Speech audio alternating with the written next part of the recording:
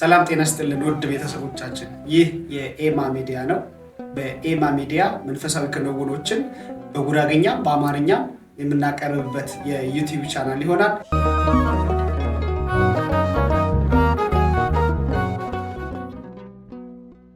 እንኳን ደህና መጣህ መምህር። እንኳን ደህና ቆያችሁኝ። እንኳን ደህና ቆያችሁ። እግዚአብሔር አምላካችን ይህን ሰዓት ስለሰጠን ክብር ለምስጋና ለስሙ ይሁን። እናንተ ማክበራችሁ ወዳችሁ ፈቅዳችሁ ወደ ሚዲያችሁ ስለጠራችሁኝ በእግዚአብሔር ስም እጅግ አድርጌ አመሰግናለሁ። እግዚአብሔር ይስጥልኝ። እኛም እናመሰግናለን። በቆይታችን አገልግሎት ዙሪያና በቀጣይ ሊመረቅ ቀጠሮ ስለተያዘለት መጽሐፍ ዙሪያ የተወሰኑ ነገሮችን እንነጋገራለን። ወደ አገልግሎት እንዴት ልትገባ ቻልክ?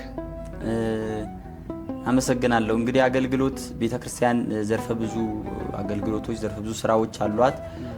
ክርስቶስ አምላካችንም እንደተናገረው መስኩ ሰፊ ነው እረኛው ግን ጥቂት ነው እንዳለ ቤተክርስቲያን እጅግ በጣም ብዙ ዘርፈ ብዙ አገልግሎቶች እንዳሏት እናምናለንም እናውቃለን። የአምላካችን የክርስቶስም ቃል ነው። እንግዲህ እኔ ወደ አገልግሎት የገባሁበት እንግዲህ ሁለት ደብራቶች እንደመነሻ አድርጌ መጥቀስ ፈልጋለሁ። ከዛ በፊት ግን የልጅነት ምኞቴ እንደነሱ ብሆን ብዬ የምመኛቸው መምህራኖች ነበሩ። በተለይ በጉራጌኛ ቋንቋ የጉራጌን ማህበረሰብ በቋንቋ ደረጃ የታደጉ ያስተማሩ ምልክትና አብነት የምናደርጋቸው መጋቢ ሐዲስ ቀሲስ ጸጋው፣ ሊቀ ስዩማን ቀሲስ ምንተስኖትና ሊቀ ብርሃናት ቀሲስ ባህሩ እነዚህ አባቶቻችን ምሳሌዎቻችን አብነቶቻችን ናቸው። እኔ በልጅነቴ እንግዲህ መጋቢ ሐዲስ ጸጋን እሳቸው ሲያስተምሩ በጣም ይመስጠኛል፣ ደስ ይለኛል። ባል ሲመጣ ከባሉ ደስታ የዘለለ እሳቸው የመምጣት ነው ደስ የሚናፍቀን። ከዛ እሳቸው አስተምሮ የጨረሱትን እኔ በትንሽ ስልክ ቀዳና መንገድ ሲሄድ ሰማዋለሁ። እንደሳቸው ሆኜ እዚህ ከብቶች ስጠብቅ አስተምራለሁ። ትንሽ ወንድሜ ያለ እሱ ታቦት ተሸክሞ እንዲቆም አደርገውና ከዛ ደግሞ እኔ አስተምራለሁ። አንዳንዴም ደግሞ አንድ ፕሮቴስታንት ልጅ ነበርና እሱ ፕሮቴስታንት ሆኖ ይሰብካል፣ ፓስተር ሆኖ እኔ ፕሮቴስታንት ሆናለሁ ተራ፣ እኔ ደግሞ ኦርቶዶክስ ሆኜ ይሰብክ፣ እሱ ደግሞ ለተራው ኦርቶዶክስ ምን ይሆናል።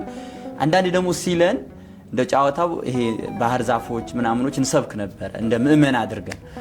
ያ ልምምድ እጅግ አድርጎ ወደዚህ ህይወት እንድገባ ገፋፍቶኛል። ከዛም በኋላ ይሄ የግል ምኞታችን የልጅነት ምኞታችን ደግሞ ወደ አውደ ምሕረት ለማውጣት እንግዲህ ምሳሌ የሚሆኑን አባቶች አሉ። እውነት ዳም አድርጌ ላመሰግን የምወዳቸው ሁለት አባቶች ናቸው። የመጀመሪያው መጋቢ ሃይማኖት ቀሲስ አርጋዊ አስፋው እጅግ አድርገን ትሁት አባት፣ ትጉ አባት እንግዲህ በቤተ ጉራጌ ውስጥ አሁን ላይ በመንበረ ስነ ወረዳ ቤተ ክህነት የሚያገለግሉና ውዳሴ ማርያም ጉራጌኛ የተረጎሙ አባት ናቸው። እዛ ላይ ማህበር ቤት ላይ ብዙ ጊዜ ልምምድ ስታረጉ አያችሁ ነበር። በተለይ ውዳሴ ማርያም ወደ ጉራጌኛ ሲተረጎሙ ቀሲስ አርጋዊ አንተ አብራቸው ነህ።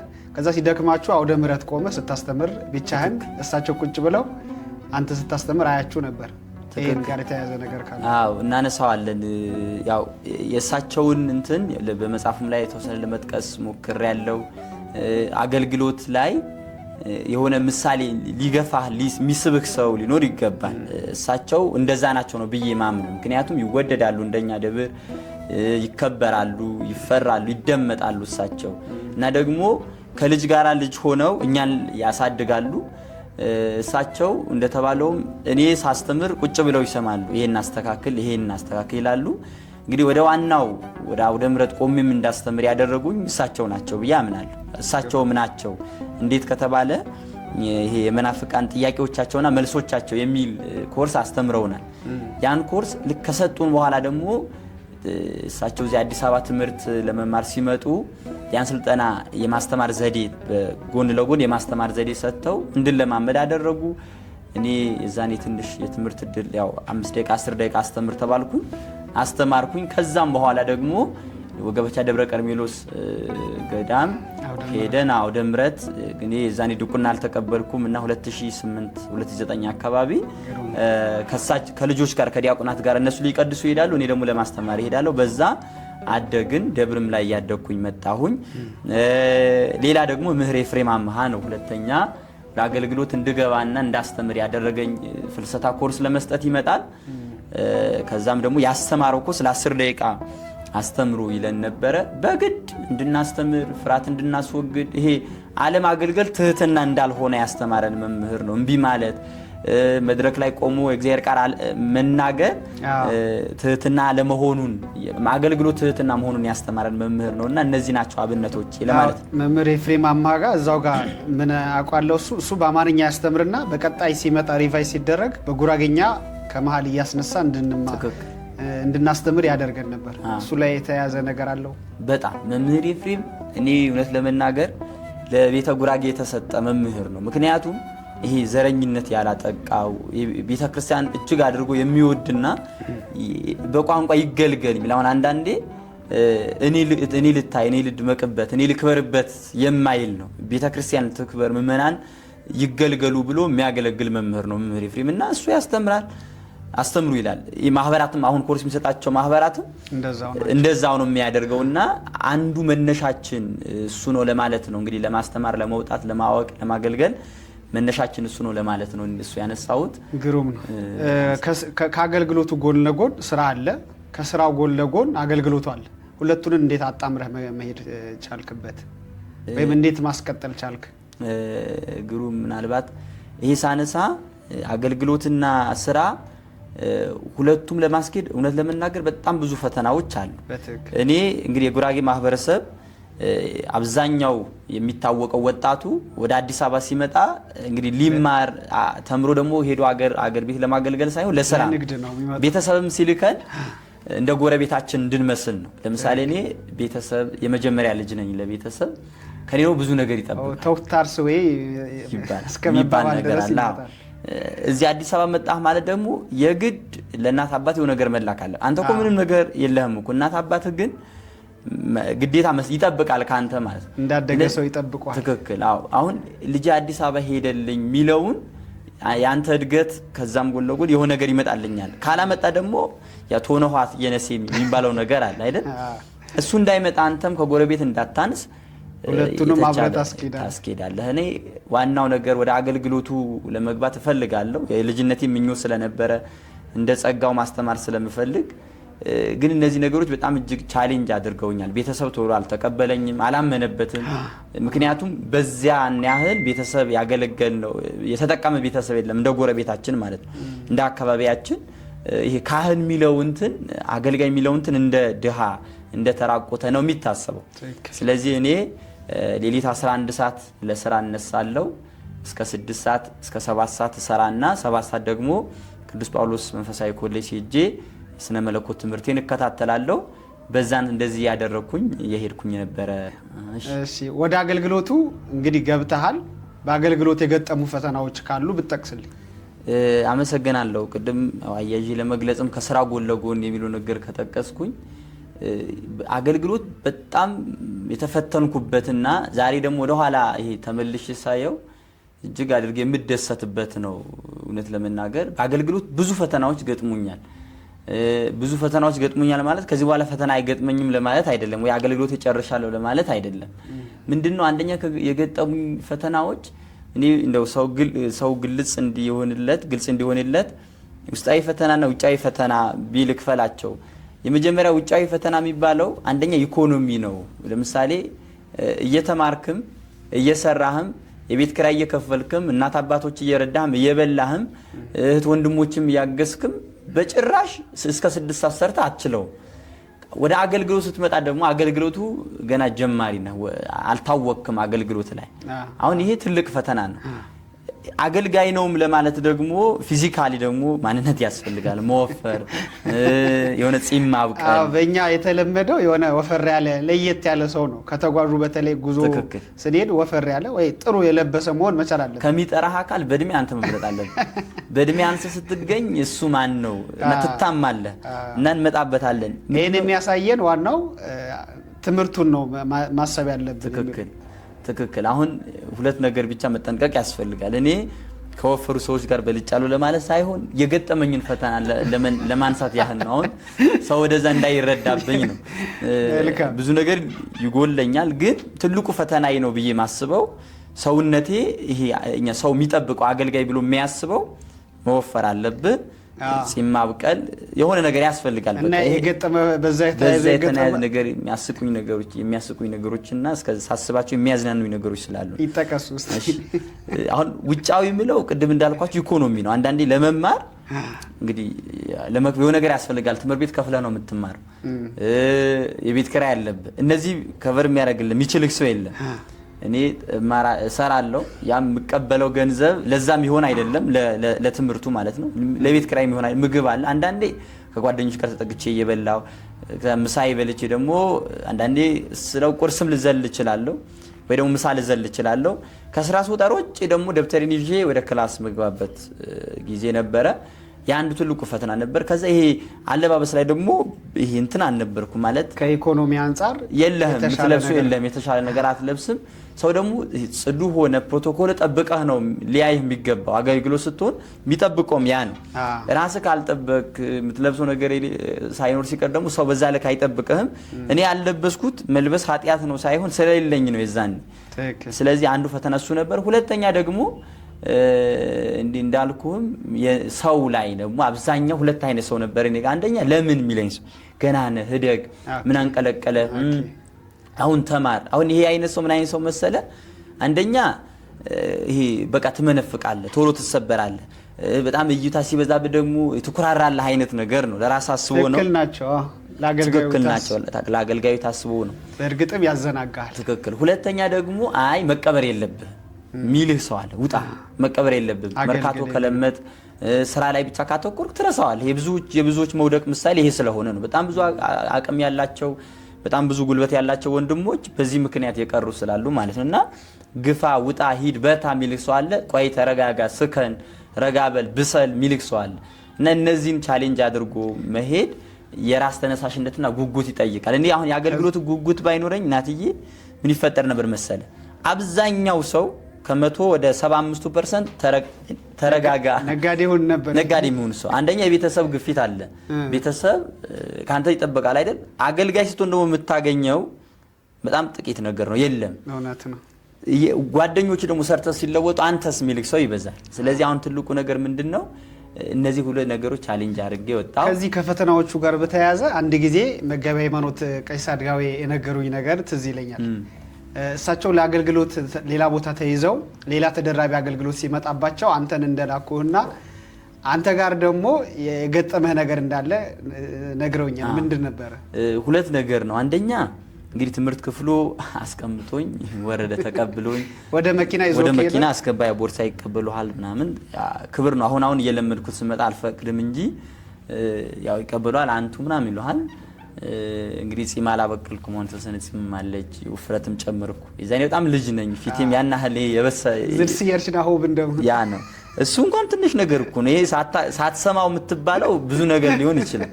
እኔ ግን የሰማሁት አንደኛ ምርባሁም ዘርቻቸው ነው ትካንሃሩ የምትፈቀሩ ኩንደ አንድ እሱ ነው። ሁለተኛ ደግሞ ተነስ ውረድ ማን ነው አንተ ማን እንደሆነ መዘገብ ያላወቀ ተነስ ውረድ ወይ ብር አምጣ ተነስ ማን ነው የጠራ በማን በኩል ተመዘገብክ? ያው እኔ መምህር ነኝ ማለት ይከብዳል። በዛን ሰዓት አትልም። ተነስቼ ወረድኩ። ከዛ ጉዞ ትምህርት ክፍሉ መጥቶ ደንግጦ ይቅርታ ጠይቆ ምናምን አስገባኝ። እረ ችግር የለው ምናምን ነገር አልኩኝና ያው ይሄ ከፊዚካል ጋር በተያያዘ ነው። አንደኛ ዶፍርም አይደፍረኝም። ያው እንግዲህ ነገር ገጠመኝ ነውና በጣም የሚያስቁኝ እሱ ነው። ሌላ ደግሞ ያው ምራቸ ነው ሁኩ እንደምዛታ ተከምራቸ ነው ሁኩ እንደምኳ ባሁን ዛታቸ ነው ሁኩ እንደው ያው ምን አመጣችሁብን ነው። ያም ከመልካም አንፃር እንጂ ከክፋት የለመደው ነው። ያን ሰው ምንም አትለውምና እነዚህ አይነት ነገሮች አሉ የሚያስቁኝ ገጠመኝ ዛሬ አድርገን ሰናያቸው እጅግ አድርገን ፈጣሪ የምናመሰግንባቸው ናቸው። ግሩም ነው። እግዚአብሔር ይመስገን። ያንን አልፎ ለዛሬ መብቃት ትልቅ ነገር ነው። ከዚህ ጋር በተያያዘ ያው አገልግሎቱን በሰፊው ሌላ ጊዜ የምንቃኘው ሲሆን በቀጣይ ለምርቃት እየተዘጋጀ ያለ መጽሐፍ ይገኛል። ወደ መጽሐፍ እንግዲህ መጽሐፍ ዋነኛው እንትናቸው በአገልግሎት በእግር ሄደን በአካል ሄደን ከምናገለግለው የበለጠ ወይም ከምናገለግልባቸው አንዱ መንገዶች በመጽሐፍ ለተደራሲያን ወይም ለአንባቢያን መድረስ።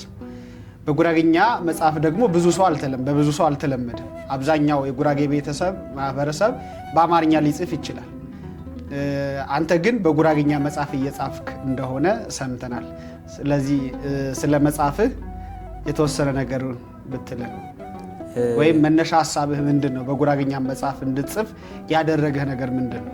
መልካም መነሻ ሀሳቤ ያው ቅድም ለማንሳት እንደሞከርኩት የመጀመሪያው ሚስታከል ነገር ይኖረው የመጋቢ ሃይማኖት የቀሲስ አድጋዊ ጉራግኛ ውዳሴ ማርያም መጽሐፍ ትርጉም መነሻ ነው። እንግዲህ እሳቸው ያን ስራ ከሰሩ የሆነን ሰው ስታየው እሳቸው ምንም ላይ ተጠቀሙበት እኮ ይችላሉ፣ ግን የጉራጌ ማህበረሰብ ጠቅመዋል በመጽሐፉ ማለት ነው። ምክንያቱም እናትና አባቶች ጉራግኛ ውዳሴ ማርያም ቢሰሙ ቢለምዱት አልቶል ለምሳሌ አባታችን ሆይ የሚለው አባንዶ ብለው በጉራግኛ ቢደግሙት ትሬንድ ሆኖ ነበረ። በተለይ ማህበራት ትክክል ውዳሴ ማርያም ጸሎት ሲጀምሩ በጉራግኛ ያደርጉ ነው። እስከዛሬ የሚያደርጉ አሉ። በጣም ደስ ይል ነበር በዛ ሰዓት።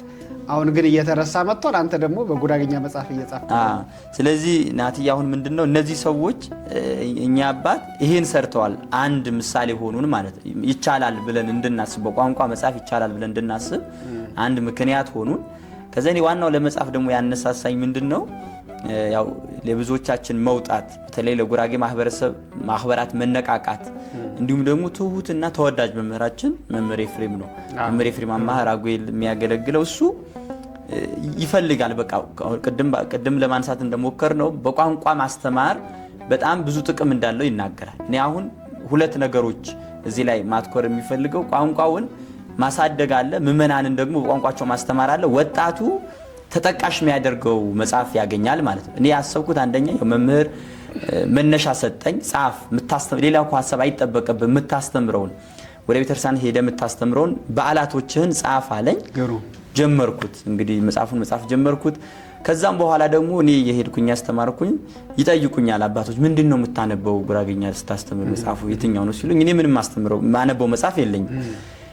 የሚነበበው ይሄ አሁን ገደር ጉርዳ የተጻፈው ገደር ጉርዳ መጽሐፍ ቅዱሱ ብዙ ጠቀሜታ ያለው አይደለም። እሱን እንደምትጠቀም የሚያምሩ አሉ ግን አልተጠቀሙት ለመናገር ለምን ከተባለ ብዙ መስተካከል ያለበትና ከቤተ ክርስቲያን አስተምሮ ጋር ብዙ ሊጋጭ የሚችል ያተመውም ያው የኦርቶዶክስ ቤተክርስቲያን ሳይሆን በሌላ ሃይማኖት ነው።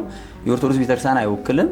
ሊቃውንት አባቶቻችን ሀገረ ስብከቱም ይህም ትኩረት አድርጎ እንዲሰራበት መልእክት ያስተላለፍን በዋናነት ከዛ ጋር ተያያዘ አይደለም። ያንን እንደ አንዳንድ ቋንቋ የሆነ መነሻ እናደርገዋለን፣ ግን ደግሞ መነሻውም ትክክል አይደለም ነው አይሆንም።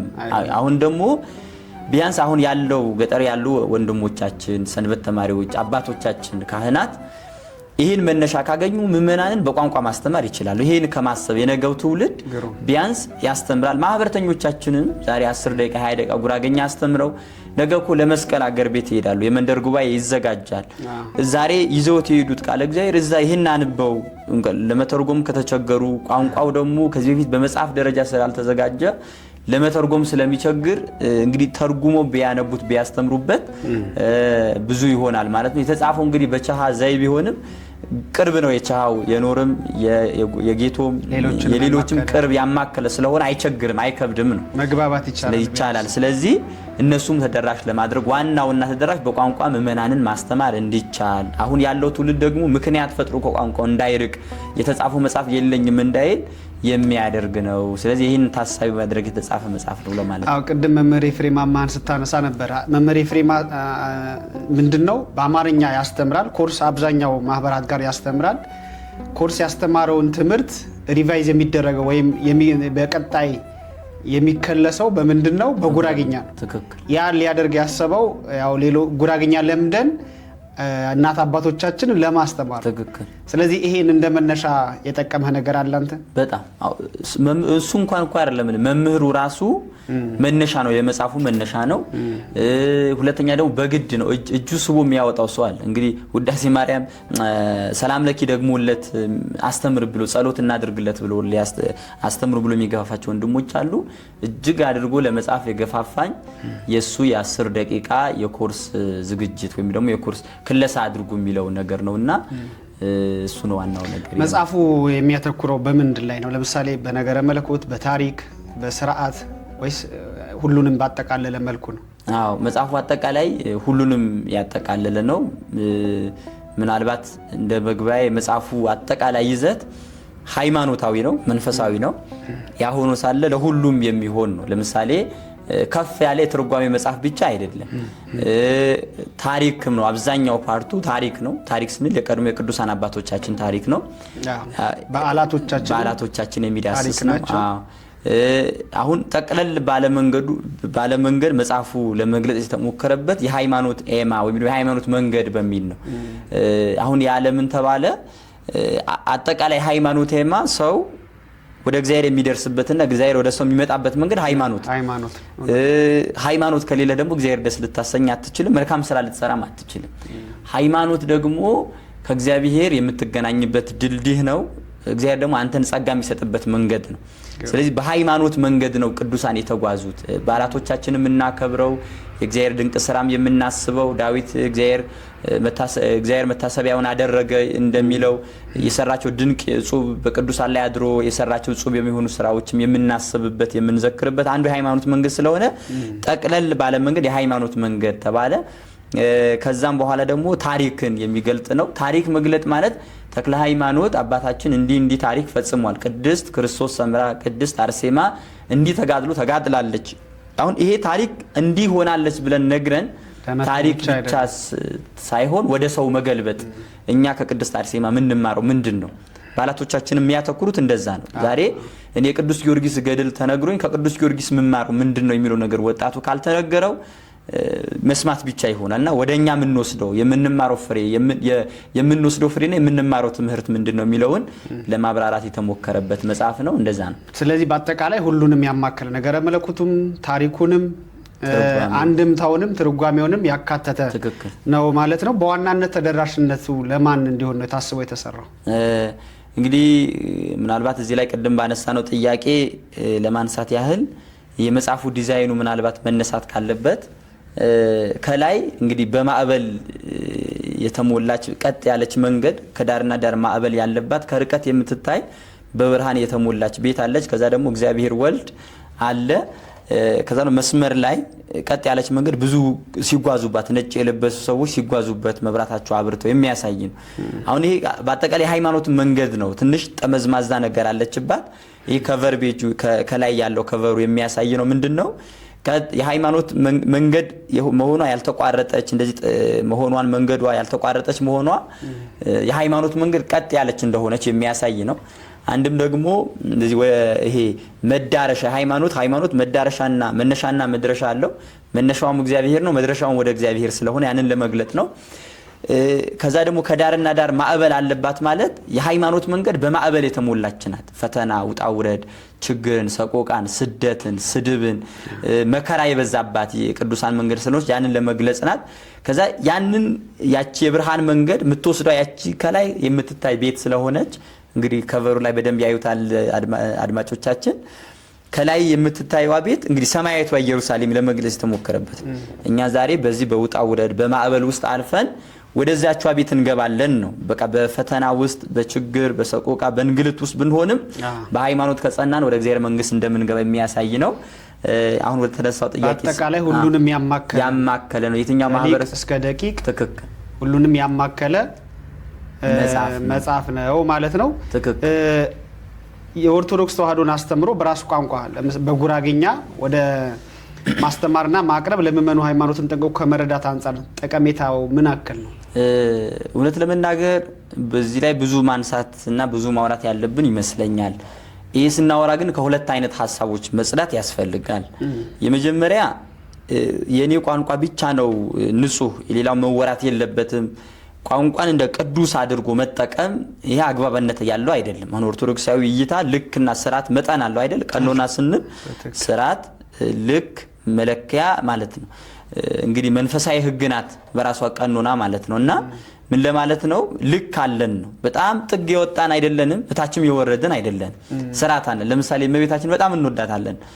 እመቤታችን ስንወዳት ግን በጣም ስለወደድናት አምላክ ናት አንልም። እንዲህ ከሰማይ የመጣች ናት አንልም። በጣም ደግሞ እንደ ፕሮቴስታንቱ ደግሞ ከኛ እኩል ናት፣ ተራ ሴት ናት አንልም። በሚገባት ልክ ክብር እንሰጣታለን። ይሄ ኦርቶዶክሳዊ ልክ ይባላል። እና በቋንቋም ስንመጣ እንደዚህ መሆን ያስፈልጋል ነው። ለምሳሌ እይታችን እንዴት ነው? በቃ ይሄ ቋንቋ ብቻ ነው መወራት ያለበት፣ ይሄ ቋንቋ ብቻ ነው ትክክል። ቋንቋ መግባቢያ ነው፣ መጠቀሚያ ነው። ሰው ከቋንቋ ይበልጣል። በቋንቋ ምክንያት የትኛውም ሰው ሊገፋ አይገባም ባይ ነኝ ነውም እውነታውም አንተ ጉራጌኛ ስላላወራህ እኔ ምንቅህና ማቃልህ ከሆነ ደግሞ አግባብ አይደለም። እኔ ጉራጌኛ ሳውራ ደግሞ ምትቀልድብኝ ከሆነ በአክሰንት የምትስቅብኝ ከሆነ አግባብ አይደለም ብዬ አምናለሁ። ስለዚህ ምንድነው ከሁለት አይነት ነገር መውጣት ማለት ጥግ የወጣ እኔ ቋንቋ ትልቅ ነው ብሎ መኩራራት፣ ዘረኝነቱ መምጣት። አዎ ከዛም ደግሞ በቋንቋ ማውራት ደግሞ ማፈር። አሁን አብዛኛው ወጣት እንደዛ ነው ተያያዘው ለመናገር ምንድነው በቋንቋ ያወራል ፋራ ይባላል። ጉራጌ ስም ወጥቶልን ይሄ አግባብነት የለውም እንዴ! እኔ ጉራጌኛ አክሰንት ያምራል በቃ ነውስ እንዴት ነህ ሚለው እንዴ ይሄ በቃ ፈማ መጨመር ስስ መጨመር አክሰንት ከሆነ ኮራበታለሁ። እንደኔ እኮ እሱ ችሎ አይደለም አይችለውም። ሌላም ኦሮሞም የራሱ አክሰንት አለው፣ አማራው ሌላውም አክሰንት አለው። የኛም አክሰንታችን ሊወደድ ይችላል እና ምንም ይሄ የሚያሳፍር ነገር አይደለም። ከዛ ነገር መውጣት ነውና ወደ ዋናው ሐሳባችን ስንመጣ ደግሞ አብዛኛው የኛ ማህበረሰብ ቤተ ጉራጌ ሃይማኖቱ የቀየረው አብዛኛው ቋንቋውን ባለማወቅ። የትኛውም የቤተ ጉራጌ ሰው ብትጠይቅ ኦርቶዶክስን አውቂያት ሃይማኖትን ቀየርኩ ሚል ሰው የለም።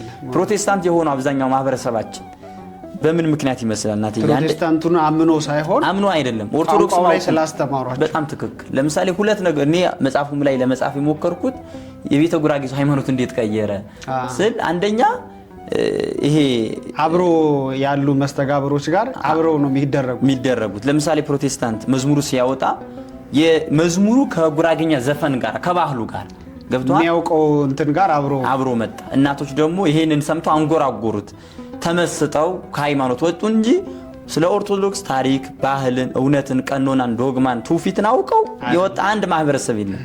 ሁለተኛ ደግሞ የኦርቶዶክስ ማህበረሰብ የወጣው በቋንቋ ወንጌል ስላልተሰበከለት።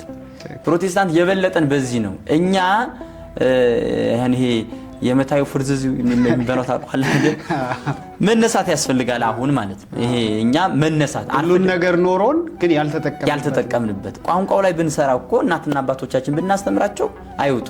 ስለዚህ እኔ አሁን ቋንቋውን ሃይማኖቱን በደንብ ሳይረዱት በትውፊት ግን ይዘውት መጥተዋል። ሲረዱት ደግሞ ሌሎችን የወጡትንም እንኳን መመለስ የሚችሉበት እንዴ ዋናኛው ታርጌቱ ይሄንን ነው። ምዕመናንን በቋንቋ አስተምሮ መጠበቅ፣ ያሉትን ማጽናት፣ የወጡት ደግሞ እውነት አውቀው እንዲመለሱ ነው። ምክንያቱም ኦርቶዶክሳዊ አስተምሮ ያላሰመኑትን ማሳመን፣ ያመኑትን ማጽናት፣ የጸኑትን ደግሞ ለምግባር ለትሩፋት ለፍሬ እንዲበቁ ማስቻል ነው።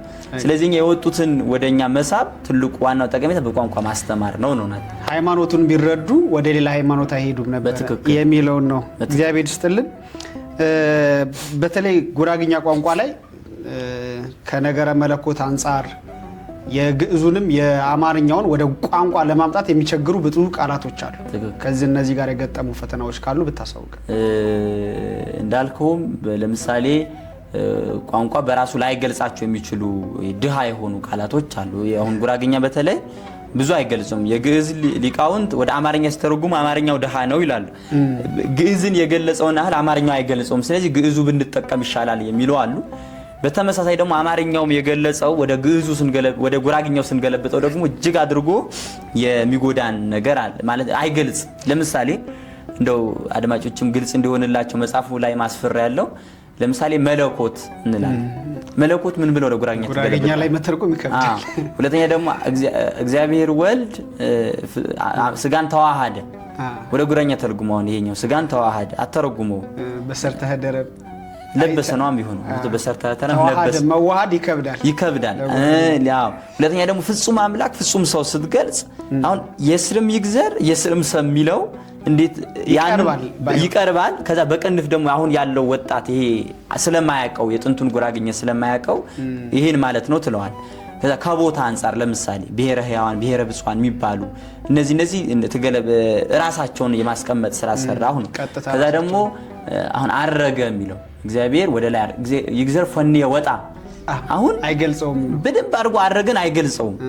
ግን አረገን ለመግለጽ አረገን ወደ ጉራጌ ለመግለጽ ጌታው የሰሜን ያረገ ግዕዝ ነው ትዋሰዋለ ቋንቋ ደሃ ስለሆነ ፈን ወጣም ከማለት አሁን ፈን ወጣም ጅብን ፈን ወጣም ሰውን ፈን ወጣም ይባላል። አረገን ወጣም አይገልጸውም ነው። አቻፍቹ ካልተገኘለት በራሱ የመጠቀም ነገር ሞክር ያለው ቦታ ስገልጽ አንዳንድ እንደዚህ የሚያስቸግሩ ቃላቶች ራሳቸው ለመጠቀም ሞክር ያለውና ያ ደግሞ ከቋንቋ ድህነት አንፃር ለምሳሌ አሁን አርቲፊሻል ምን ተጠቀማቸው እንደው ማረምም ካለብን እዚሁ ብናስተካክል መለካ የሚል ሰው አለ። መሌካ ማለት መላእክት ይበለጠ ይገልጿል። መላእክት ብንል ይገልጿል። አሁን መሌካ ሁለተኛ አሸኩርኸ አሁን ናሽኩርኸ ከማለት ምስጋና የሚለውን ይተካል ብለው ያስባሉ። ግን አይገልጸውም። ሌላ ቋንቋ እንደሆነ ነው ይነገራል። በቃ ህብድነ የስራኸ ና ህብድኒ አዳናት ቀድም አምሰግንኸ ምስጋና የስራን ጌታ እንደዛ ብለን ብንገልጣቸው የተሻለውን ነገር ተውሰናል። ሁለቱም አማርኛውም ግዕዙም ጉራግኛ ሴሜቲክ ስለሆኑ ምንም የሚገብት ነገር አይኖርም። ስለዚህ በዛ ነገር አለፍኳቸው ለማለት ነው። መልካም መጽሐፉ ያው ከተጻፈ በኋላ እነዚህን ግድፈቶች እንዳይገጥሙ ካንተ በላይ የሆኑ መምህራን ይኖራሉ፣ ሊቃውንት ይኖራሉ። እነዛን አሳይተሃል ብዬ ተስፋ አደርጋለሁ። ከነሱ የተሰጠ ፊድባክ ወይም ከነሱ የተሰጠ ምላሽ ምን ይመስላል? እንዳልኩትም ያው መምህራኖች አንድ መጽሐፍ ጽፈ ካንተ በላይ የተሰጠውን አካል ነው ግባት ሊሰጥ የሚችለው። አንተ ባለቤት ስለሆንክ ያንተን ነው የጻፍከው። ከዛም የብዙሃኑ ሐሳብ ደግሞ ሲመጣብህ ጨምቀህ መጽሐፍ የማድረግ ነገር ደግሞ ካንተ ይጠበቃል። በመጽሐፉ ሂደት ውስጥ ሲያግዘኝና ከጎን የነበረው ያው ተደጋጋሚ ስሙ ሳነሰው የነበረው መምህር ኤፍሬም ነው። ቁጭ ብለን እሱ በአማርኛ ይነግረኛል፣ እኔ ደግሞ ወደ ጉራግኛ እንዲበለው እንዲያስገባ እንዲቀንስ የሚለው ነገር መምህር ነው እየጠየቅኩም ጽፍ ያለው።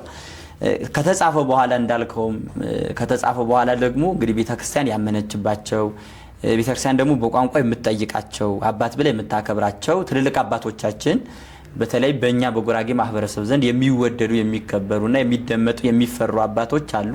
ቋንቋውን በደንብ የሚያውቁ መነሻችንም ብለን ከቀደም ጀምረን ስንገልጻቸው የነበርን እነ መጋቢ ስብሐት ሳሉ ተሰማ እነ መጋቢ ሐዲስ ጸጋወለትንሳይ እነ ቀሲስ ሃይማኖት ቀሲስ አድጋ ያስፋ እነ ቀሲስ መጋቢ ብርሃናት ቀሲስ ባህሩ እነሱ አባቶቻችን መጽሐፉን አይተውታል። እና አማረ መምህር አማረ ተልኩ አሁን ወጣት ሆኖ ቤተክርስቲያን የሚያገለግል ወንድማችን ነው።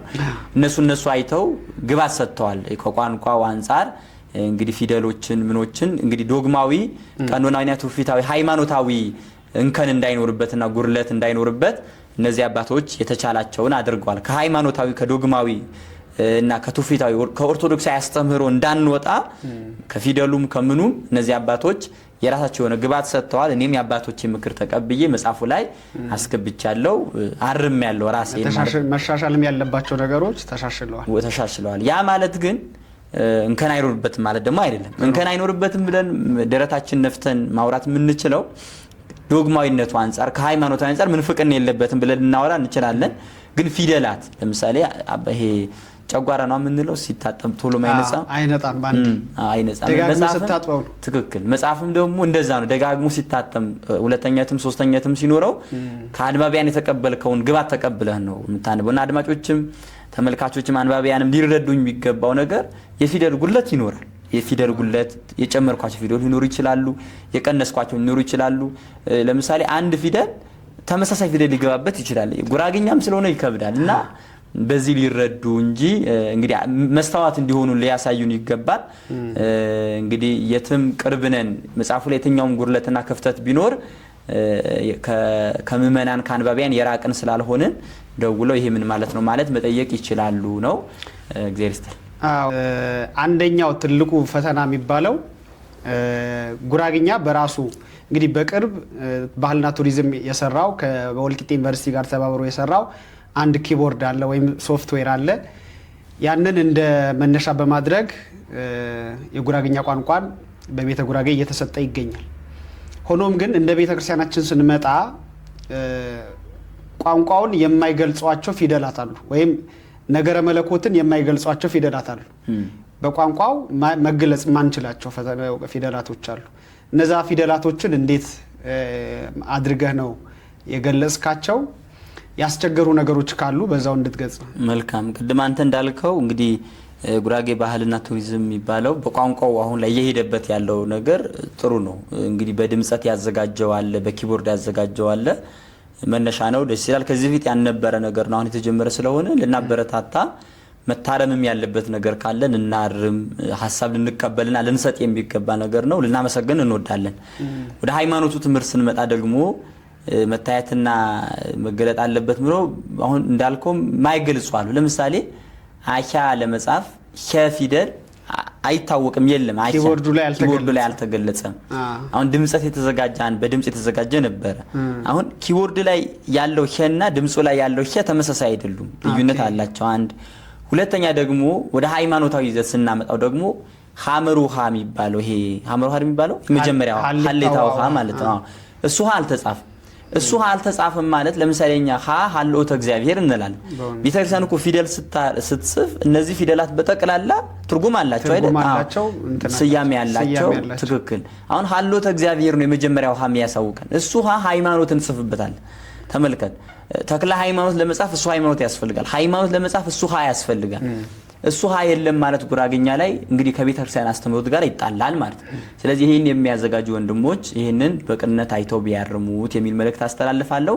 የገጠሙኝ ለምሳሌ እነዚህ ኪቦርድ ሶስቱንም ፊደላት ያካተተ አይደለም። ለምሳሌ ሀሌታዋ አለች፣ ሐመሮ ኃይለ ሥላሴ የሚጻፍበት ኃይለ ሥላሴዋ ምንጻፍበት አለች፣ ብዙሃኑ ሃ የምንለው ሐመሮ እንትን ብዙሃኑ ሃ እነዚህን ያካተተ አይደለም ኪቦርዳችን። ትክክል። እነዚህን ቢያካትት እነዚህ ደግሞ ከቤተ ክርስቲያን አንፃር አንድምታ ያላቸው ራሳቸውን የሚወክሉት ትርጉም ያላቸው ናቸው።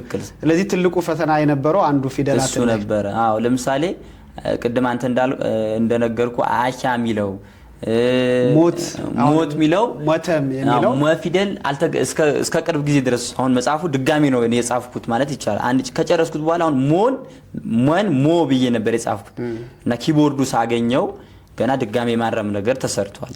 ሞ ፎ ቦ የሚባሉ እነዚህ ቃላቶች ከቅርብ ጊዜ ድረስ ያነበሩ በድምጽ የምናውቃቸው በፊደል ግን መግለጽ የምንቸገርባቸው። ትክክል። ስለዚህ እነዚህ በደንብ አድርገው ቢታወቁ በብዙ ጉራጌያን ጻፊያን እጅ ቢገቡ እጅግ ውጤት እናመጣባቸዋለን የሚለን ነገር። ስለዚህ ትልቁ ፈተናዎች ነበሩ፣ ግን ያው የቋንቋ ውርርስነት በመወጣት አልፈዋል ፈተናው። እንግዲህ መጽሐፉን አንድ ጸሐፊያን ትልቁ የሚቸገሩበት ነገር አንደኛው ገልጸህልናል። በተለይ እንደ ቤተ ጉራጌ ፊደላት ችግር ሌላኛው ነው፣ የቋንቋ ትራንስሊተሬት ሌላኛው ችግር ነው።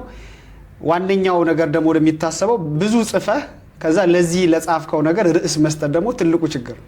ከርዕስ ጀምሮ የገጠሙ ፈተናዎች ካሉ ብታሳውቁ። እንግዲህ ርዕስ መረጣ ላይ ብዙ የሚጽፉ ወንድሞች ርዕሱንም በዛው እሺ ተገልጿል ነገሩ። ርዕስ ሲመርጡ ብዙ ጻፊያን በእርግጠኝነት ከኔም የበለጠ ያውቁታል። ያውንም የመጀመሪያ ስለሆነ ሊከብደኝ ይችላል። ምንድነው መጽሐፍ ከጀመርኩበት ጊዜ ጀምሮ እስከመጨረሰው ቢያንስ ከ10 በላይ ርዕስ መርጫለሁ። አንድ ርዕስ እየመረጥኩ እየተውኩት ነበርና ይሆናል አሁን ካልኩት ርዕስ ዝወሄማ የትምህርት እንዳመንሸ ብዙ አይነት ነገር ብዬ ነበርና ዝወሄ ወማ ብዙ አይነት ነገሮች መርጬ ነበር። መጨረሻ አካባቢ ሃይማኖት ኤማ የሚለውን ሐሳብ እንግዲህ ከሊቃውንቶችም ሳማክር መጣና የሃይማኖት ኤማ በአይን መገለጥ አለበት። ቅድም ለመብራት ሞክሬያለሁ። በአይን መገለጥ አለበት ተብሎ እንግዲህ የሃይማኖት መንገድ ቀጥ ያለች ናት። ከዛ ውጣ ውረድ የበዛባት ናት። በብዙ ማዕበል ያለች ናት። ከዛም በኋላ መነሻውም መድረሻም አለባት። ሃይማኖት መነሻው እግዚአብሔር ነው፣ መዳረሻውም ወደ እግዚአብሔር ነውና በዛ ጎዳና እንድንጓዝ በመጽሐፉ ፊት ላይ ለመግለጽ ሞክረናል። በከቨሩ ማለት በከቨሩ በዋና ስለዚህ ሃይማኖት መንገድ በብዙ የሾካማ ለምሳሌ አልጋ ባልጋ አይደለም። አንድ መዝሙር አለ መሰለኝ አልጋ ባልጋ ነው መንገዱ የሚለው ማለት የክርስቲና መንፈሳዊ ስትሄድ ነው እሱ። በመንፈሳዊ ስትሄድ አልጋ ባልጋ አይደለም መንገዱ። በጣም ውጣ ውረድ የበዛበት እኮ ነው። በጣም ችግር የበዛበት ምክንያቱም መንፈሳዊ ሆነ አሁን ለምሳሌ አዲስ አበባ ሆነ እንደው ካይን አምሮት ልራቅ ስትል አይንህ ኃጢያት እንዲሰራ የሚጋብዙ እኮ ብዙ ነገሮች አሉ። ስልኬ ላይ እንግዲህ መንፈሳዊ ነገር ብቻ ልስማ አትልም እንጂ ይመጣልሃል። እንግዲህ አልጋ ባልጋ አይደለም፣ ትዋጋለህ ነው። አሁን አንዳንዴ ምናልባት አንድ ሰው የጠየቀኝን ልንገርህ እዚህ ላይ ለምንድነው በሰኔ ጾም ላይ በነቢያት ጾም ላይ ስጋ ቤቶች የሚከፈቱ? ቤተክርስቲያን ጾሙ በደንብ አላወጀችም ምናምን አለ። ከዛ እንደው ጥሩ ነው እንጂ እኛ እኮ ፈተናን ተቋቁመን እንጾማለን። አተን ስንጾምና እያለን ስንጾም በረከቱ አንድ አይደለም። እያየን ስንቶ ስላጣን አይደለም ስለምን ጾም ነው። አጣን ደግሞ አጥተን ከጾምን ስለሌለን ነው የጾም ነው። ረሃብ ብቻ ይሆናልና የረሃብ አድማ ይሆናል። ስለዚህ እያገኘን ከተውን ጾም ይሆናል ነው። እንግዲህ ምንድነው መተውን ስለሆነ የጾም ትርጉም ትክክል ምንድነው አሁን ላነሳው የፈለኩት እዚህ ላይ ርዕሱ መረጣ ላይ ከፊት በቃ የሃይማኖት መንገድ የሚለው በአጠቃላይ የቅዱሳን የተጋድሎ ህይወትና የእግዚአብሔር ድንቅ ታምራት ልንረዳ የምንችለው በሃይማኖት መንገድ ስለሆነ መጽሐፉ ጠቅለል አድርጎ ይገልጽልናል በሚል የገለጽኩት ነው። የምርቃት ስነ ስርዓቱ መቼ ይደረጋል? በእለቱ ምን ምን ዝግጅቶች ይኖራሉ? አመሰግናለሁ። እንግዲህ እስካሁን ስትከታተሉን የነበራችሁ አድማጮች የመጽሐፉ ምርቃት እግዚአብሔር ከፈቀደልን ሰኔ 7 ደብረ ገሊላ ቅዱስ አማኑኤል ቤተክርስቲያን ጻድቃኔ አዳራሽ ከረፋዱ ከ5 ሰዓት ተኩል ጀምሮ ሊቃውንተ ቤተክርስቲያን አባቶቻችን፣ ወንድሞቻችን፣ ዘማሪያን፣ ምእመናን ጥሪ የተደረገላቸው እንግዶች በተገኙበት በታላቅ ድምቀት ይከበራል፣ ይመረቃል ማለት ነው። እንግዲህ ብዙ ወዳጅ አለኝ እግዚአብሔር ይመስገን። ምንድነው ጉራጌ ግንደጠቅብኸ ወይሽ ሰበጠቅብኸ ወይ ግንደጠቅብኸ ሰበጠቅብኸ ቢውሪ ግንደጠቅቢ ግንደጠቅቢ ባሪው የንቃር ቢውሪ አይ ግንድ ቦጠቀቢ ሰብኢንሳኒሻ ሰቦጠቀቢ ግን ማን ይሳኒሻ እና ሰብ ደግሞ ሰብነት ንቄቃሩ እና ሰብ ነሬ እንግዲህ ወደ ጉራጌኛ ልገልብጠውና ጥሪው እንደዛ ላድርግ ይመስለኛልና በጉራም በከነም በረንም በተተም ያነሁ ሙራብሩ ሰና እንግዲህ ሰኔ 7 ናሴ 7 ይውሪ በጉራጌና እንማሁ ተቸኖ ሀማ ናፍቸረና ሰራ ተሜነ ቆምሁ መሻም ንቄጥ የባሁ ነው ሀም ዳር በጠሎትም በዋጋሁም የቀፈርሁን ተምጎፒያና አብሩሰና ንቅንቃ ባና ሀም ቸነሁም ታነ ተሜነ ተቆሙ ሀማ የበህርት ከኖ እንግዲህ የበህርት ከደሙ ሆይታር ዋህርኩም ሻሁ የፍረህኒ የጭንደረት ትደሩን ሀማው ናፍቸረና ሰራ እንግዲህ ሰኔ 7 ነው የመጽሐፉ ምርቃት ለማለት ነው። ሰኔ 7 ደብረ ገሊላ ቅዱስ አማኑኤል ካቴድራል ከ6 ሰዓት ጀምሮ ይከናወናል ማለት ነው። በእለቱ ያሉ ዝግጅቶች ይኖራሉ። ያው ዝግጅቶቹ ሊቃውንት አባቶቻችን አሉ፣ ዝማሬ አለ። የመጽሐፉ የተሰጣቸው አባቶች ዳሰሳ ያደርጋሉ፣ ገምጋሚዎች ማለት ነው። እንግዲህ ጉራጌኛው ቋንቋው የሚችሉ የሚያውቁ እነ መጋቢ ሐዲስ ቀሲስ ጸጋውለት ትንሳኤ፣ እነ ቀሲስ መጋቢ ሃይማኖት ቀሲስ አድጋዌ፣ እነ መምህር አማረ ተህልቁ እንዲሁም ደግሞ ቀሲስ ሊቀ ብርሃናት ቀሲስ ባህሩ ክፈተው እነዚህ የመሳሰሉ መምህራን ስለ መጽሐፉ በጉራጌኛ ቋንቋ ገለጻ ያደርጋሉ ማለት ነው። ገለጻ ያደርጋሉ። ከዛ ደግሞ የመጽሐፉ አጠቃላይ ምርቃት አድርገን የሚኖሩ መርሃ ግብሮች እንደዛ ይመስላሉ። በቀጣይ ምን እንጠብቅ? እንግዲህ በቀጣይ ምን እንጠብቅ? የመጀመሪያ ልጅ ካደገልኝ ሁለተኛ ልጅ ማለግ ምክንያት ነገር የለም። ስለዚህ አንባቢያን ነው የሚወስኑት ማለት ነው። አሁን እንዲህ አድርጌ እውነት ለመናገር እንሰራለሁ ብዬ ያው ቃል አልገባም ማለት እውነት ለመናገር የመጀመሪያ ልጃችን ጥሩ ከሆነ የመጀመሪያ መጽሐፍ ሰው ከወደደልኝ ከተነበበ እንግዲህ ሰው ወደደልኝ ማለት መግዛት ብቻ እኮ አይደለም፣ ይገዛል እኮ አንድ ሰው እኮ በቃ ለተባበረው ብዙ ሊገዛ ይችላል።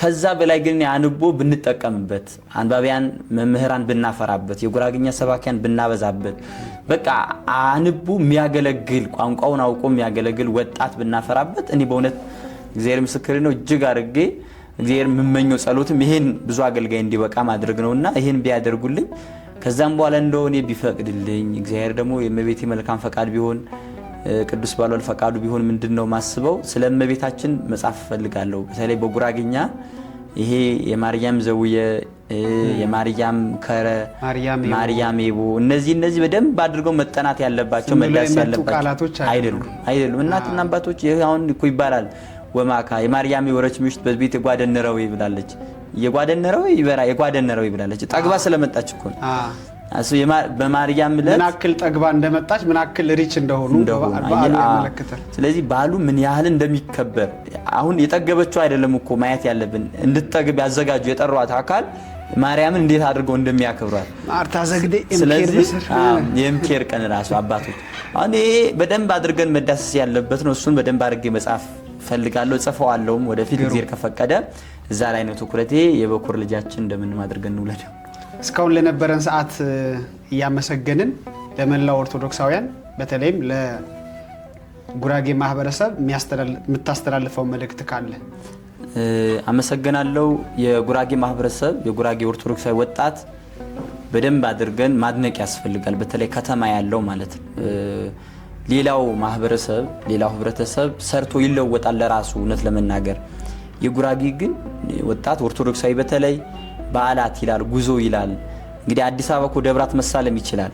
ግን የተወለደበት የአካባቢው ቀየው ደብሩ አይረሳም። የትኛውም ንግስ ሲኖር እንጀራውን ጭኖ ምግቡ ጭኖ መጠጡ ጭኖ መምህራን ዘማሪያን ይዞ ባህሉ እንዲደምቅ ሞንታርቦ ይዞ ወር 2 ወር ሙሉ ወረባ አጥንቶ ይሄዳል። እንግዲህ በሌላ ዝግጅትም ልታነሳው ትችላለና ይሄ ወጣት መደነቅ አለበት፣ መከበር አለበት፣ ሁለተኛ መሰማት መደመጥም አለበት። አባቶች ይሄንን ቦታ መንገድ ማሳየት ያስፈልጋል። ከነሱ ምንድነው ይሄንን ለቤተ ክርስቲያን ትልቅ ግባት ነው። ትላንትና ፕሮቴስታንት ሌሎች እምነቶች ሲፈነጩበት የነበረው አካባቢ የወንጌል ቦታ አድርጎታል። የሚፈራ ኦርቶዶክሳዊ እንዲነቃቃ እናት አባቶቻችን እንዲቆርብ አድርጓል። ይሄ ምስጋናዬን ማቅረብ እፈልጋለሁ። ይሄ አንድነታችን ይሄ ህብረታችን በምንም መንገድ ሊዝልና ሊሰለች የሚገባ ነገር አይደለም። ወጣቱ እንግዲህ በጣም ብዙ ፈተና አለበት። የኢኮኖሚ ፈተና፣ የሥራ ጫና፣ የሀገሪቷ ሁኔታ እጅግ አድርጎ ይፈትነዋል። ግን ያሞኖ ተቋቁሞ አገልግሎት ያገለግላል። ይደንቀሃል እንዴ አንተ ለቤተ ክርስቲያን የሚሰጠው ገንዘብ እኮ አሁን ዘንድሮ ከልጆቹ ዳቦ አስበልጦ ነው። እንግዲህ አስብ እንግዲህ ቤተ ክርስቲያን ምን ያህል የጸጋ ቤት እንደሆነች አንዱ ማሳያ ነው። ይሄን ማንሳት ፈልጋለሁ። ይሄን ማመን በጣም ትልቅነት ነው። ባይዘው የስጋዊውን ምግብ ትቶ መንፈሳዊውን ቦታ መስራትና ከዛ መንፈሳዊው እንደሚከፍለው ይረዳል። ትክክል። የተረዳ ማህበረሰብ ይሄ መጽሐፍ ቅዱስን የኖረ ማህበረሰብ ነው የምንረዳው። ያደገበትም ነው የኖረ ማህበረሰብ ነው። አንድ ሁለተኛ ደግሞ ወጣቱ ሁለተኛ ሌላ ማስተላልፈው እንደው እኔ በጉራጌኛ ላስተላልፈው ናት ይናሄ ገነሰ ብዘ ወጣትና ብዘ ዴንጃ እንዳ ዘርማ እንም አይነታ ሂነታ እንዳለ ሸወያን ነው ሀብታሉ ተንዳ ጨነውን ታመታዩ ኸሩም ብዘ ወጣት ንጎፒያታ አሸንታ ከተማው ይቸንያን በገነች ሆናምታነ የመንግስት ሰራተኛ ንህር ንትማረም ገነናን አገክር በመንግስት ሜና ንህር በቤተክርስቲያንም ንግባንታ ዲያቆን ቄስ ጳጳስ ንህር ይብር ወጣት ይነ ቀነም ወረም ትጫወጂ ይብሩት ወጣት እንደንም ተረቀመም ዜን ይሸዋይችን ዝሸዋትችን ደሞ አምርገጠመ የባዘነት የሜና ቧርምታነ ያቸን ዮ ትንጎድ ነረቡ ገበር ቃር ብሩት ትንጎድ ይቸነው ሰብ ነረቡ ሆኖ ጠበጡም ይቸነው ይቃን ነራት ቡችር ቃል ለምሳሌ ሃይማኖት በተለይ ጠበጡም ይቸነው የጆካ ነሞቻያ ብናስብ ትንጎድ ያቸነው ሰብ ያቸነበው ወረምታ ያቸነን ሃይማኖት ትክክል ትንጎዲን ወሸም ያቸነን ቀሩ ባህሪ በህም የቸነ ቀር አንሃር ወይም ውረም ሃርም ይወጣ ቀር እንንም በባዘነት ያቸነን ቀሩና ዝክሰብ አሁያት መደር ወርኩንታነ ትናጅ ድረግዚየ ምንም የጉራጌ ወጣት ይህል በጀፈረች ሆናም ኳስ ይፈጨ ይሽርባን አዋ ግን ግሬድ መታ እርች መታንም ገንብ ነው አንፎ መታ ይሽሪ ይጮዱን በጀፈረ ይጮዱ ትንጎዲ ይቸነቃር የሜና ባርም ዝሰብ ባሪቃ ባንዳሉ ኖቶት ፍኮት ይህሉ ጦና ይነኑ እነሁና ባትሪም ወተክስም ወጣ ይህሉ እንጣርጠበጡም ያሩ በህ ተጫውሽተውታነ ተሻዋይና ተረሳነን ገንት ቦርድ ነዳር አጥቃያ ወደ ፕር ይችሉ ዘታ ዋት ያነረብ እንደ ገን እንዳወጣት ይና በዘይት እንቾትነ በሄደሞ ያፈርስን ጎድሰብና ነረ ምቃር አዋጅ ክሲክሲ ደንጃ ይትረቆያነ ተህደኛ ተጫዋዱንቱ ምቃር ይትረቆያነ የህደንጃ አመር ባህለሁና ጤነ ጠረቅነት ያሮቦ መደር ይበራው ይሰጣው ይቃል የጉራጌነት ግን ተበርቸ ሰላም ነረ ጦር ነረ ባሪቅ ስረፎት ነረ ባሪቅ አክብሮት ነረ ንቀና በሮት ነረ ያብደረት ነረ ዝንም ሆና ቅሲደንጃ ታባሁና ተማሩ የሚትረቆቃሉ አዋ ግን ይወረዊ ሰብ ንቃራጃ ጋር የኸሬ ወጣት እንዳ በገነንዳቸውና ተራቀም አጌቸረም በህሚት ዳር ጠበጠም አግኖት ጠበጠም ታነ ገነታ ያትረቆየማ ባለ ሀብት እንዳው ሲነረቡ በገነ ፋብሪካው ክፍት ነረቡ ቤተ ክርስቲያን ዛታው ዋቲያን ነረባ እና ዛውና ብንቾትነ ይብርቃሩ አሰራና አፍቸር ሆይት ዘንጋው የረሳው ምናልባት እንቀራቀረብ እንደ አተነ ታበረዊ ሜና የቤተክርስቲያን ታበረዊ ሜና ንቄጣሻም ተምድብሮኮ ሆይተነ ደግሞ በገን ይረብሩ ወጣት ጎፒያንዳ በህም ቾኑምታና አግኖት ጠበጦም ገነሁና ሸዋ ያመሩ ኮየማ ብንሸና አባመንዳ የሸዋ ማር የስራ ይብር ደረት ቀሪ ከረዳር ቢተውዊ ይብርናው ቸነሪ የገንደረት ይርቃሩ ሀውታ የገን ማር ስራህም ሰንበት ይብሩታ በናበዛነ ይፈዝ ወበረነ ጉራጌ ማህበረሰብ ያሉ የመረዳዳት የሰላም የአንድነት ባህሎቻችን አሉ። እነዚህን ከመጽሐፉ ጋር ወይም ከኦርቶዶክስ አስተምሮ ጋር እንዴት አዛምነው በመጽሐፉ አቅርበውልን? መልካም እንግዲህ የጉራጌ ባህል እጅግ አድርጎ ከመጽሐፍ ጋር የሚገናኝና የጉራጌ ሀገረ ስብከት የብዙ ሊቃውንት ሀገር ወይ የብዙ ቅዱሳን አባቶቻችን በእግራቸው የረገጡት ሄደው ያስተማሩበትና ገዳም የመሰረቱበት ሀገረ ስብከት ነው። ባህሉም ደግሞ ስንመለከት ፍጹም ከመጽሐፍ ቅዱስ ጋር የሚገናኝ ባህል ያለበት ሀገር ነው የጉራጌ ሀገረ ስብከት እና አቡነ ዜና ማርቆስ እና አቡነ ተክለ ሃይማኖት እና አቡነ ገብረ መንፈስ ቅዱስ እነዚህ ቤተክርስቲያን ቅዱስ ብላ ታቦት ቀርጻ የሰየመችላቸው ስማቸው የምትዘክር እነዚህ ቅዱሳን አባቶች ሄደው ያስተማሩባት ሀገር ናት የጉራጌ ሀገረ ስብከት። ማህበረሰቡም ስንመለከተው ከመጽሐፍ ቅዱስ ጋራ በብዙ ግንኙነት ያለው ነው የጉራጌ ማህበረሰብ። እንደው ብዙ አባቶች ከዚህ በፊትም ያሉት የምሰማው ነገር አለ። ዝም ብለን ስናየው ራሱ እስቲ ዝም ብለን መጽሐፍ ቅዱስን የሚኖር ማህበረሰብ መጽሐፍ ቅዱስ እኮ አልተሰበከለትም፣ መጽሐፍ ቅዱስ አልተነበበለትም። ግን መጽሐፍ ቅዱሱ ራሱ ነው የኖረው የጉራጌ ማህበረሰብና የሰንበት አከባበር የእርቅ አፈጻጸማችን ከዛስ ይሄ የምግብ ባህላችን የምግብ ስርዓታችን የግዝረት ስርዓታችን ሽማግሌን ማክበራችን ለምሳሌ እስራኤላውያን ግዝረት አላቸው ግዝረት ጉራጌም ግዝረት አለው። እስራኤላውያን ደግሞ ሰንበት ያከብራሉ። ጉራጌ ሰንበት ያከብራል። ለምሳሌ እንደ በመሆር ብዙ ጊዜ ይተከሳልና ከአርብ ያልተቀዳው ቀዳሚና እሁድ የተቀዳው አይጠጣም። አሰቡ እንግዲህ እስራኤላውያን ሰንበትን እጅግ አድርገው አጥብቀው ነው የሚያከብሩት። የጉራጌ ማህበረሰብ በዛ ልክ ጓሮ አያርስም በሰንበት ከየት አመጣው ከመጽሐፍ ቅዱስ የወሰደው ነው። ረፉባት አይደል ሰንበት የተባለው አርፎ የሚያሳይ ማህበረሰብ ነው። ሌላ ደግሞ ይሄ አባቶች የማሰብ የማክበር ለምሳሌ ታላቁን ታናናሹ ታላላቁን ይሰማል። የአባት ምርቃት ይፈልጋል። ጉራጌ ተበርቸ ሰላም ድረድግ ማሳ ይንዝር ማሳ የኔ ማሳ የሚባለው ለምሳሌ በጠላችሁ ፀሐይ አይግባባችሁ አይደል የሚባለው እርቅ ለመፈጸም ማደር እንደ ይሄ ምንድነው የኔ ማሳው የሚባል ነገር አለው። የኔ ማሳ ይንዝር ማሳ ጡር በርቸ በቤት ወይተ በያድር ኸማ የሚባለው አስበው እንግዲህ ጉራጌ ማህበረሰብ እጅግ አድርጎ ባህሉ ከመጽሐፍ ቅዱስ ጋር የተገናኘ ነው። ሌላ ሲቀጥል በጣም እኔ በመጽሐፉ ላይ ለማካተት የሞከርኩት ከቅዱስ ዮሐንስ አንገቱ የተቆረጠበት እሱ እንቁጣጣሽ ብለን ምንለው ቅዱስ ዮሐንስ ምንለው ማለት ነው። እንዴት መሰለ እኔ እንሰቲታ እንትን ይባላል በጣም አሁን እሱ እንዴት መሰለ ልክ መስከረም 2 አይደል ዮሐንስ የሚከበረው አሁን ይሄ ስሟን ብንይኩታ ብሩት በቤት ታነው ንቄስ ስሟ ይረቁሪንታ እንግዲህ ይነቀልና ጓሪያ ካለ ጓሪያ በበለጠ በቤቱ ወጣት ልክ እንግዲህ እንሰት ይነቀላል። እንግዲህ በወጣቱ ልክ ነው። አዎ እንሰት ይነቀላል። ከዛም በኋላ ደግሞ እንደሌላ ጊዜ ሳይሆን እንደ በሬ ነው የሚታረደው። እንደ በሬ ይታረድና ይታረዳል እንሰቱ አንገቱ ይቆረጣል። ከዛስ አሚቾ ይቀቀላል። ከዛ እንትኑ እንቀባዋለን ግንባር ላይ። አዎ አንድ አባት ያሉኝ ምንድነው እንትኑ ይሄን ቄርቄና ምንለው ማለት ነው ጉባ ምናምን ምንለው እሱ ደግሞ ቤት ላይ ይርከፈከፋል። አስበው እንግዲህ ያልደረሰ እንሰት ነው በወጣት ልክ ነው። ዮሐንስ ደግሞ ድንግል ነው አላገባም። አዎ እንደሌላ ጊዜ ሳይሆን ካንገቱ ነው የሚቆረጠው እንሰቱ። ዮሐንስም የተቆረጠው አንገቱ ነው። ያው ደሙ ይፈሳል አይደል እንግዲህ እንሰቱ ውሃው እንቀባዋለን እንደ ደም ነው። ዮሐንስም አንገቱ ተሰውቷል። አሁን ይሄ ከየት አመጣው? በዮሐንስ ዕለት በዮሐንስ በተሰዋበት ይሄ ሰማዕትነት በተቀበለበት አንገቱ በተቆረጠበት በእለቱ ዕለት ይሄን ያህል ባህል አመጣው የጉራጌ ማህበረሰብ የኖረው ነገር አለ። ይሄ ወንጌል ባይሰበክም ኖረዋል። ብዙ መቶቻችን ይዘው ነው የመጣው ነገር አለ። ብዙ መጠናት ያለበት ብዙ ከመንፈሳዊ አሁን ባህሎቻችን መናቅና ማቃለል አይደለም ማምጣት ያስፈልጋል።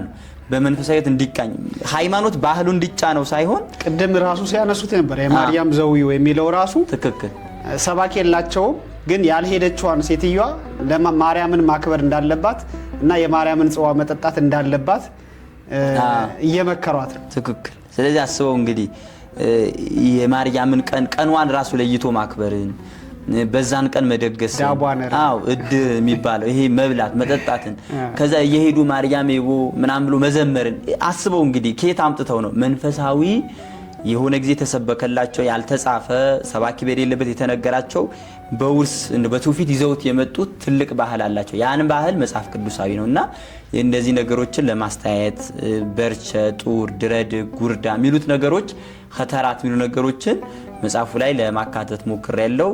እነዚህ ነገሮችን ተጠቅመናል። ነበረን ቆይታ ከልብና ቤት ስጥልን። አመሰግናለሁ።